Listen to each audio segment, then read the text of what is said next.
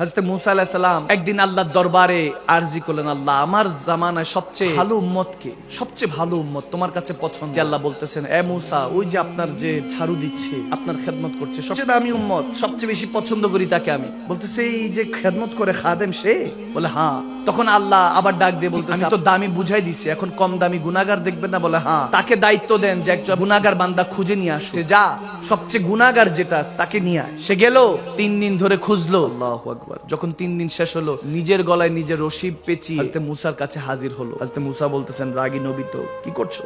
এটা কি? বলে হুজুর, গুনাহগার খোঁজা শুরু করলাম, অনেকের গুনাহ পেলাম, অনেক জিনাখোর পেলাম, কিন্তু শিওর না। তো আমার নিজের গুনাহগুলি তো আমি শিওর জানি, আর কেউ জানুক না জানুক আমার গুনাহগুলি তো আমি জানি। আমি তো সবচেয়ে বড় সিয়াকার, গুনাহগার, এজন্য নিজেকে নিজে পেঁচিয়ে নিয়ে এসেছি, আমি সবচেয়ে বড় গুনাহগার। রাব্বে কারীম ডাক দিয়ে বলতেছেন, মুসা বুঝতে পেরেছেন কেন আমি তাকে পছন্দ করি? কারণ দুনিয়াতে সে কারো দোষ খুঁজে না, নিজের দোষ খুঁজায় ব্যস্ত। মান আরাফা নাফসাহু ফাকাদ আরাফা রাব্বাহু। যে নিজেকে চিনতে পারে হাকিকতে সেই আল্লাহকে চিনতে পারে। গুনাহগার তো অনেক আছে, নিজেকে যখন গুনাহগার মনে করা শুরু করেছে তখন থেকে আমি তাকে ভালোবাসা শুরু করে দিয়েছি। সুবহানাল্লাহ।